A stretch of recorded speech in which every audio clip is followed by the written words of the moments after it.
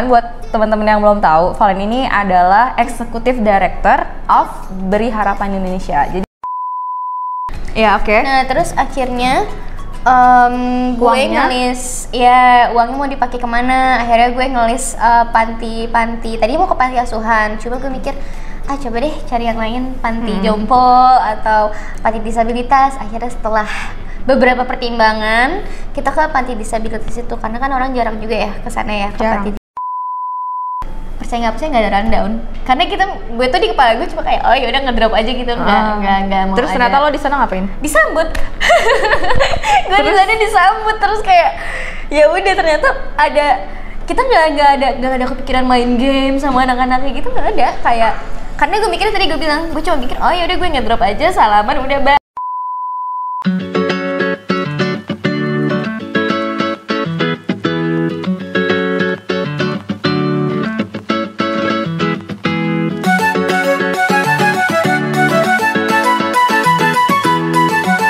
Kami keluarga Astaka Art Entertainment mengucapkan selamat menunaikan ibadah puasa.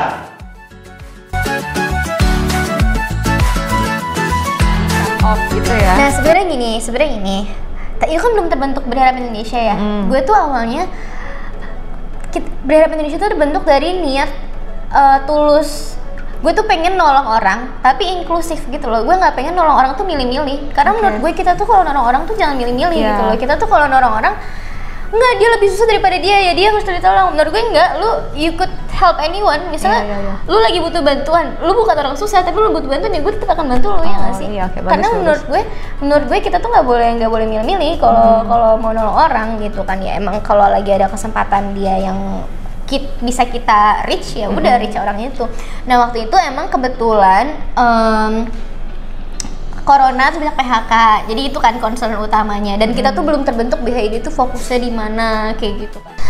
Nah akhirnya bikin deh tuh, kita ngerasa next project kita harus udah punya badan. Ya. Karena kalau enggak biar gampang ya ngurus-ngurus ke organisasi yang pemerintah atau apa gitu kan. Terus juga orang pasti lebih percaya kalau kita punya badan. Orang lebih percaya untuk mau donasi kalau kita tuh punya badan. Gak nama perorangan. Ini siapa donasi yang muka Valen? Siapa Valen? Gak kenal gitu kan ya. Siapa sih yang kenal gue? Banyak lah. Wah, belum tahu ya. Suka. Ya maksudnya kalau gue pendonasi, orang kenal gue kan nggak. Iya lu ya, siapa? Maksudnya gini, lebih ke ini ya, lebih ke reach-nya tuh nggak terlalu besar. Kalau misalkan lo suatu organisasi, lebih public trust-nya lebih banyak gitu, public engagement. Jadi lo bikin namanya tuh Beri Harapan.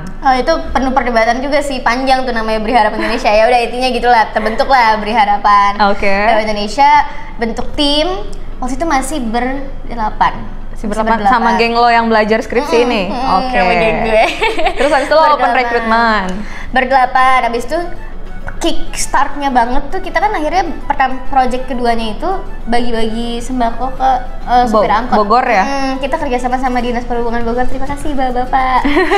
Itu kan itu udah resmi aja langsung nge-reach ini ya, apa Dinas Perhubungan ya. Kebetulan ada kenalan juga di sana, terus mau ngebantu juga, dan emang responnya baik banget sih. Gue percaya lembaga pemerintahan, corporates juga pasti mau nolong organisasi-organisasi sosial, karena niatnya tuh baik kan, dan mereka butuh platform untuk turun langsung, karena kalau mereka langsung kayak gitu kan nggak se-fleksibel kita yang organisasi sosial gitu. Apalagi mungkin staffnya nggak sebanyak itu kan, kalau misalkan mereka nge-gate organisasi-organisasi non formal kayak gitu. Maksudnya bukan non formal, non profit kayak gini kan, jadi krunya kan lebih banyak ya, jadi bisa nge-reach banyak wilayah gitu.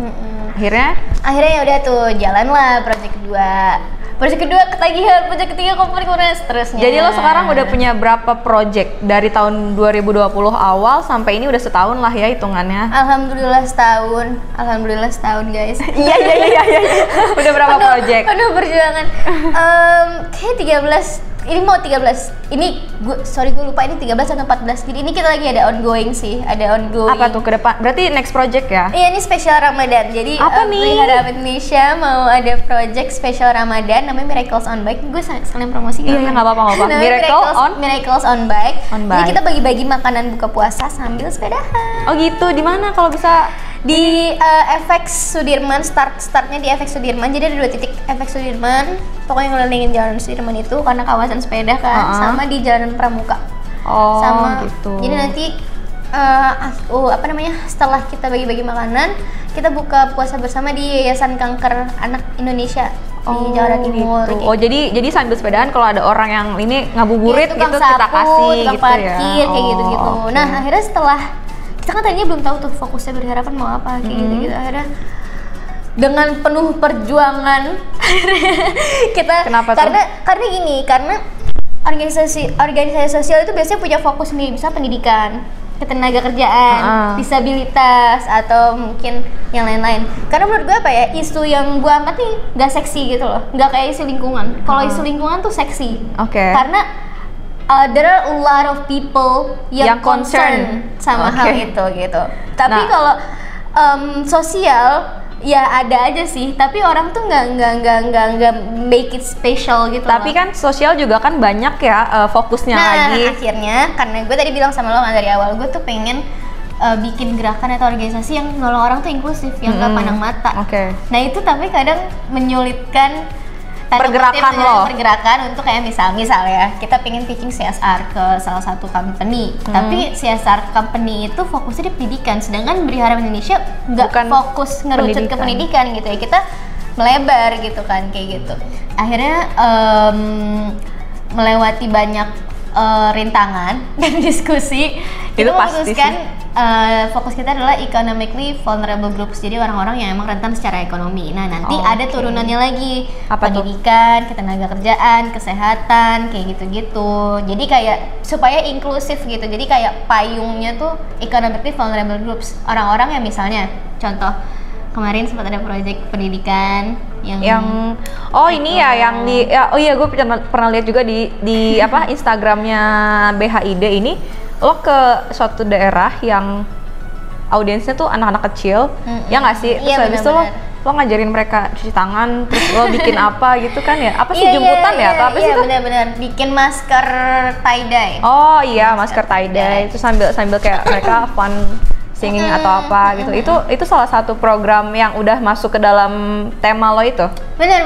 Jadi economically vulnerable groups, turunannya ada pendidikan, kesehatan, ketenaga kerjaan, banyak lah ya. Karena kan orang-orang yang economically vulnerable maksudnya rentan secara ekonomi, mereka nggak punya capability secara ekonomi, nggak empower secara ekonomi, kayak gitu sih. Nah goalsnya itu adalah to make this people itu empowered and resilience, jadi tahan terhadap adanya perubahan-perubahan kebijakan ekonomi, adanya mungkin kayak gini pandemi dan lain-lain. Jadi supaya kita provide lah, bisa provide. Lebih ke misalkan kayak lo ngelatih mereka untuk make something, gitu, create something supaya misalkan nanti ada let's say ada pandemi lagi atau nauzubillah ya, cuman ya kita kan nggak akan tahu ya besok akan terjadi apa. Tapi jadi mereka bisa kuat dari situ gitu. Betul sekali. Nah, tapi karena Beri Harapan Indonesia pas berjalan setahun pertama itu proyeknya masih kemana aja diambil, akhirnya baru di tahun ini baru benar-benar difokuskan ke situ gitu. Cuma kan kalau misalnya kalian ngelihat kita suka ada nolong kayak ada bencana terus kita nolong kayak gitu-gitu kan, ikut donasi. Nah jadi Beri Harapan itu ada 2 fokusnya, empowerment sama emergency response. Jadi program-programnya tuh antara itu. Nah kalau emergency response itu tuh kayak misalnya lagi ada bencana kayak gitu-gitu, ada lagi pandemi, kemarin kita sempat bagi-bagi yang sembako itu hitungannya tuh emergency response kayak gitu-gitu. Kalau empowerment yang pendidikan itu. Gitu. Nah kalau misalkan dari beberapa project yang sudah kalian lalui itu ada yang paling challenging nggak menurut kru atau menurut lo pribadi? Ini menurut gue ya, gue pandangan sebagai gue executive director. Sebenarnya semua pasti punya challenge-nya masing-masing. Iya, cuma kan yang benar-benar bikin lo tuh pusing kepala, gerah hati dan gerah body gitu.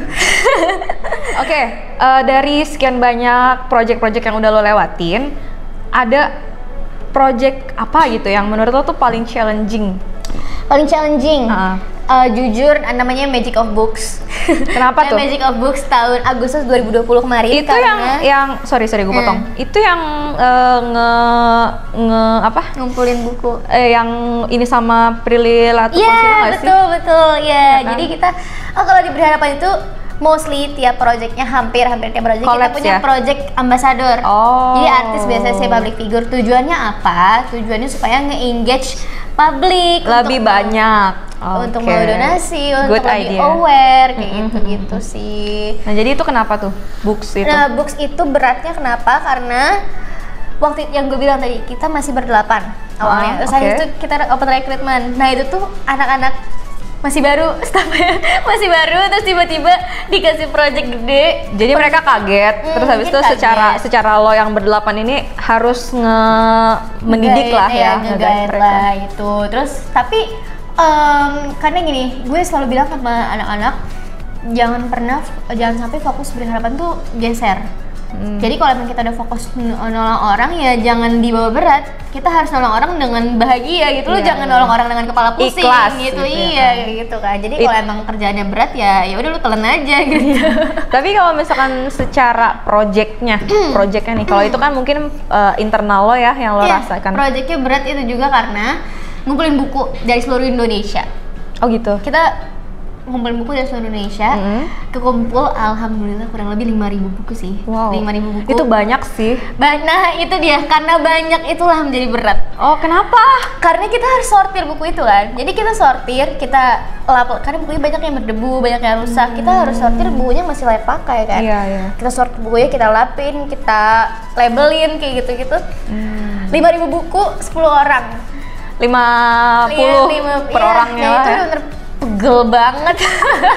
Kayak kita tuh pikir setengah hari keluar, seharian nggak kelar.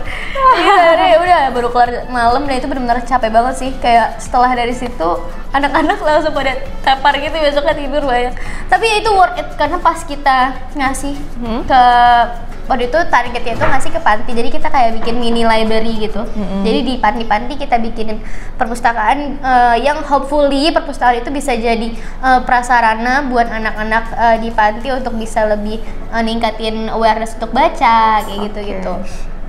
Akhirnya pas kita kan udah capek nih ngumpulin buku, pas kesana tuh ngeliat anak-anak senang tuh kayak langsung happy banget hilang gitu capek. Nah itu selalu terjadi tiap project sih. Tapi kalau misalkan dari sisi setiap project lo itu ada something yang berhubungan dengan art gitu, kayak lo pasti ada nih di setiap rundown tuh nyisipin untuk main games yang tentang misalkan berhitung lah untuk yang bocah-bocah kecil atau apa gitu, ada nggak? Games tergantung ya, karena kan kemarin gini, Berharapan Indonesia itu terbentuk di tahun pandemi 2020 gitu kan. OTW pandemi dan lagi pandemi kan waktu itu. Jadi kan untuk organisasi sosial kita harus turun ke lapangan ketemu orang yang mana saat itu still dibatasi, ya kan. Jadi kayak dan kita mau nge-games juga gimana gitu kan. Akhirnya ya mungkin baru akhir-akhir ini karena udah ada vaksin juga, udah lumayan istilahnya udah keadaan sudah lebih baik daripada tahun lalu, hopefully. Amin.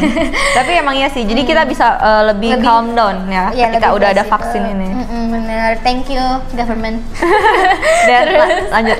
Terus abis itu games sempet, mungkin kalau kegiatannya turun lapangan langsung. Nah waktu itu sempet sih art. Kalau yang art itu sempet kemarin ada Geraha Harapan, proyeknya Geraha Harapan. Itu sebenarnya fokusnya di empowerment juga, pendidikan. Jadi kita kayak ngajarin pendidikan informal ke anak-anak di kawasan yang emang economically vulnerable. Nah waktu itu artnya itu kita bikin ini masker tie-dye. Yang itu. Masker tie-dye gitu. Oh ya, tapi mereka bisa nggak? Maksudnya kayak excited pastilah ya. Excited banget. Terus sih. habis itu mereka ini nggak sih kayak, ih kakak ini kok kayak gini atau apa gitu? Apa mereka belum tahu nih bahwa masker tuh bisa loh dikreasikan sedemikian rupa? Sebenarnya mungkin karena waktu itu masker tie-dye-nya tuh part of the rundown aja kali ya. Jadi nggak berfokus sana. Cuma emang tujuannya tuh adalah mereka bikin masker tie-dye supaya mereka punya keahlian, nanti bisa mungkin in the far future bisa dijual gitu kan. Jadi empower. tahu apa enggak sih, mungkin anak-anak udah tahu ya, cuma pas di sana kebetulan gak kesulitan karena kalau dari BHID itu biasa di training dulu, jadi sebelum kita turun lapangan kalau kita mau kasih materi kita ada training, jadi nggak ngasal tiba-tiba turun gitu. Jadi nggak yang tiba-tiba dateng gitu, tapi ada kayak assalamualaikumnya gitu ya. Oh iya. Tapi ini sih sangat amat memberikan banyak motivasi sih Len, jujur kalau misalkan Beri Harapan ini terus berjalan, apalagi juga bisa melihat dari segala sisi.